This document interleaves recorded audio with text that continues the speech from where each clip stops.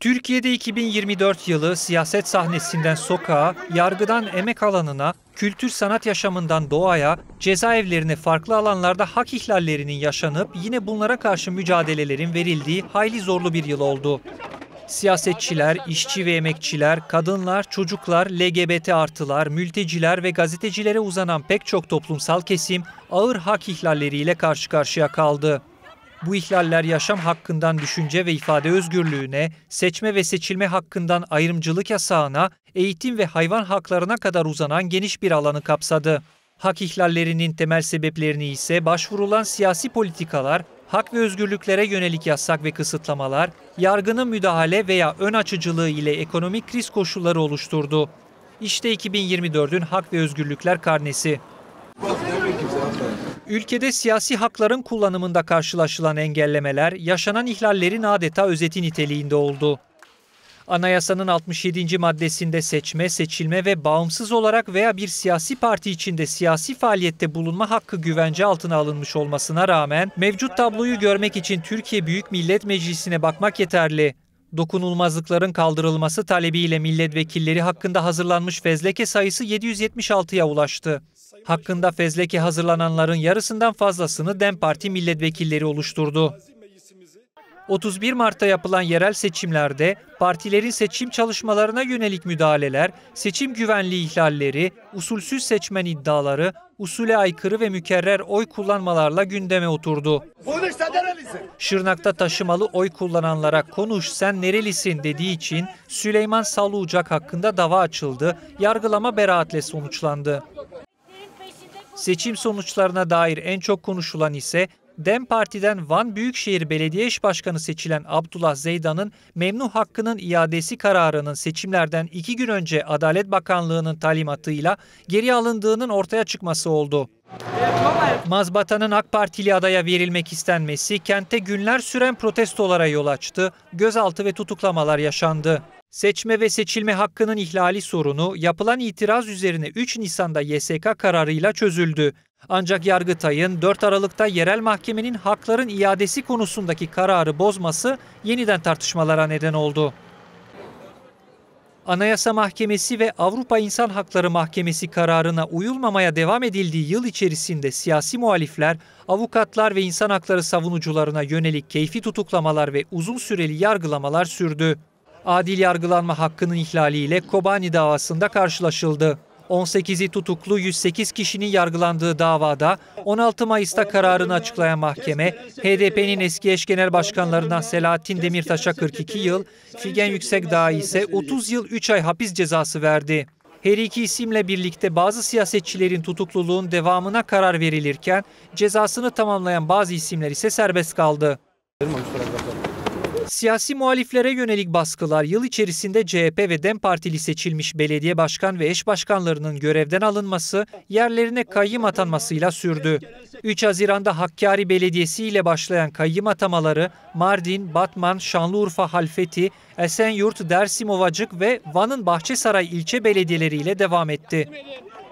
DEM Partili Hakkari Belediye Eş Başkanı Mehmet Sıddık Akış ile CHP'li Esenyurt Belediye Başkanı Ahmet Özer tutuklanarak cezaevine konuldu. Bu ve diğer kentlerde yaşanan protestolara sert müdahaleler yapıldı, yüzlerce kişi gözaltına alındı ve bazıları tutuklandı. İnsan Hakları Derneği'nin verilerine göre yılın ilk 11 ayında kolluk güçlerinin toplanma ve gösteri özgürlüğü kapsamında yapılan barışçıl eylem ve etkinliklere müdahalesi sonucu en az 4368 kişi işkence ve kötü muamele gördü. Yaşam hakkına yönelik ihlallerde yıl boyunca ülke gündeminden düşmedi. İstanbul ve Tekirdağ'da bebekleri anlaşmalı hastanelere sevk ederek haksız kazanç sağlayan ve ihmalli davranışlarda bulunarak kasten ölmelerine neden olan Yeni Doğan çetesi son yılların en büyük sağlık skandalı olarak ortaya çıktı. 12 bebeğin ihmal sonucu öldüğü tespitiyle yürütülen soruşturma kapsamında 26 Nisan'da yapılan operasyonlarda gözaltına alınan 47 kişiden 22'si tutuklandı. Ruhsatı iptal edilen 13 hastane arasında eski Sağlık Bakanı Mehmet Müezzinoğlu'nun sahip olduğu hastanede yer aldı. 20 Haziran'da Diyarbakır ve Mardin'e bağlı ilçelerdeki tarımsal alanlarda çıkan yangında ise 15 insan hayatını kaybetti.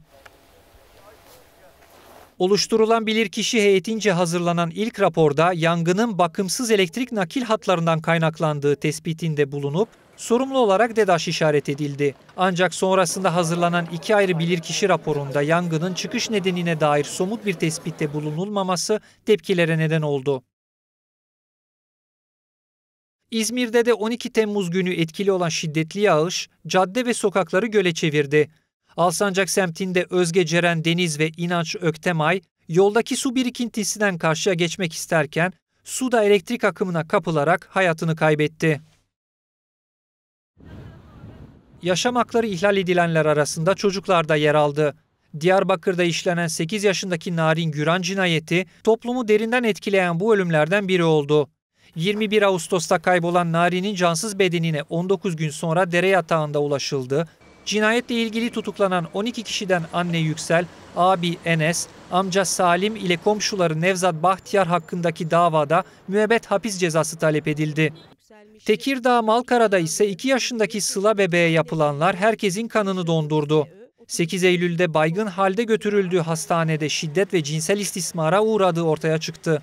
Olayla ilgili annesiyle birlikte 2 kişi tutuklanırken Sıla bebek tedavi gördüğü hastanede günler sonra hayatını kaybetti. Ülkede büyüyen ekonomik kriz ve yoksulluk nedeniyle de çocuk ölümleri yaşandı. İzmir'in Selçuk ilçesinde 12 Kasım günü hurda toplamak için dışarı çıkan annelerinin evde tek başlarına bıraktığı 5 kardeş çıkan yangında can verdi. Çocukların en küçüğü 1, en büyüğü ise henüz 5 yaşındaydı.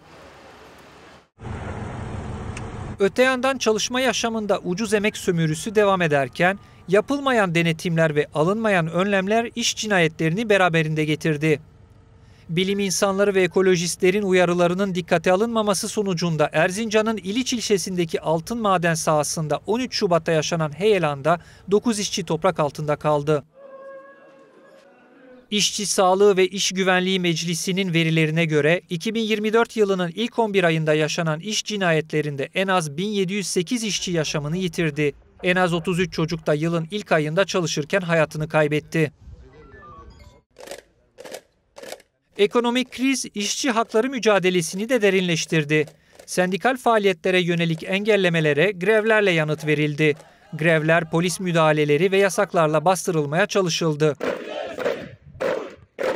Manisa'nın Soma ilçesinde faaliyet gösteren Fernas madencilik çalışanları da bazı arkadaşlarının işten çıkarılması üzerine 2 Ekim'de başlattıkları eylemlerini Ankara'ya taşıdı. Açlık grevine giren işçiler, kamu güvenliğini tehlikeye atma suçlamasıyla gözaltına alınıp sonrasında serbest bırakıldı. İşçilerle işveren arasında direnişin 53. gününde anlaşma sağlanabildi. Sendikal haklarının tanınmasını, çalışma şartlarının iyileştirilmesini isteyen Polonez işçileri ise 5 aydır eylemde. İşçiler İstanbul Çatalca'da bulunan fabrika önünde haftalarca süren eylemlerinde defalarca polis müdahalesine maruz kaldı. Ankara'ya yürümeleri engellendi. Taleplerinde ısrarcı olan işçilerin direnişi sürüyor. Çayırhan Termik Santrali maden sahalarının özelleştirilme kararı alınmasına karşı çıkan 500 madenci kendilerini madene kapattı. Birleşik Metal İş Sendikası, 5 işletmede 2000 işçi için yürüttüğü toplu iş sözleşmesi sürecindeki anlaşmazlık nedeniyle grev kararı aldı. Ancak 14 Aralık günü resmi gazetede yayımlanan ve Cumhurbaşkanı Recep Tayyip Erdoğan'ın imzasını taşıyan bir kararla bu grevler 60 gün süreyle yasaklandı. Gerekçe ise milli güvenliği bozucu nitelikte görülmesi oldu. Metal işçileri yasak kararına rağmen greve çıktı. Hak ihlalleriyle sık sık gündeme gelen alanlar arasında cezaevleri de yer aldı. Adalet Bakanı'nın bir soru önergesine verdiği yanıta göre yıl içerisinde 709 mahpus çeşitli gerekçelerle hayatını kaybetti. Cezaevlerindeki hak ihlalleri özellikle hasta tutuklular için hayatı daha da zorlaştırdı. 651'i ağır, toplam 1517 hasta tutuklunun bulunduğu cezaevlerinde hayatını kaybeden son isim ise Abdülkadir Kuday oldu. ALS hastası olan Kuday, kaldığı Metris R tipi kapalı cezaevinde 2 Ekim günü yaşamını yitirdi. Irkçılık ve ayrımcılık yasaklarına dönük ihlallerde yine yıl boyunca farklı biçimlerde kendisini göstermeye devam etti. 28 Ocak'ta İstanbul Sarıyer Büyükdere'deki Santa Maria Kilisesi'ne pazar ayini sırasında IŞİD üyesi 2 kişi tarafından yapılan silahlı saldırıda bir kişi hayatını kaybetti. 21 Şubat Dünya Ana Dili Günü'nde mecliste Kürtçe, Lazca ve Özbek Türkçesiyle konuşan DEM Parti ve CHP'li milletvekillerinin mikrofonları kapatıldı.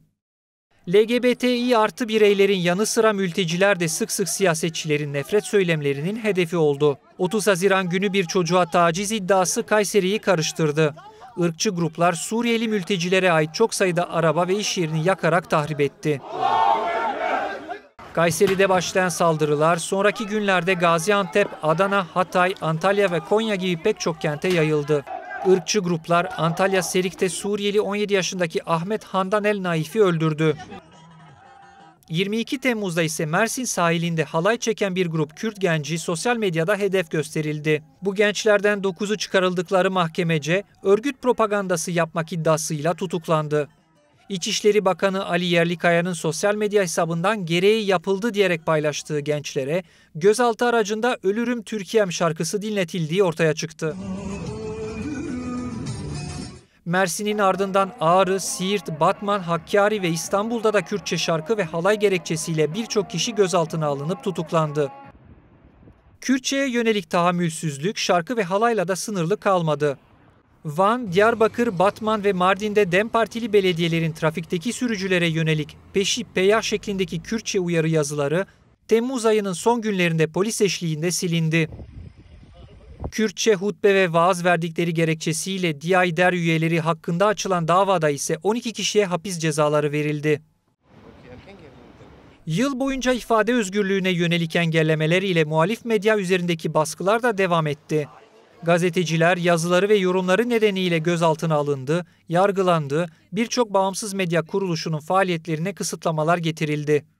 Rütük bir programda geçen Ermeni soykırımı ifadesi gerekçesiyle 28 Haziran'da yayın durdurma ve para cezası kestiği Açık Radyo'nun lisansını daha önce 5 kez aynı cezanın verilmiş olmasından dolayı iptal etti. Açık Radyo, kainatın tüm seslerine, renklerine ve titreşimlerine açık kalacaktır. 30 yıldır yayın yapan radyo 17 Ekim'de karasal yayınını durdurmak zorunda kaldı.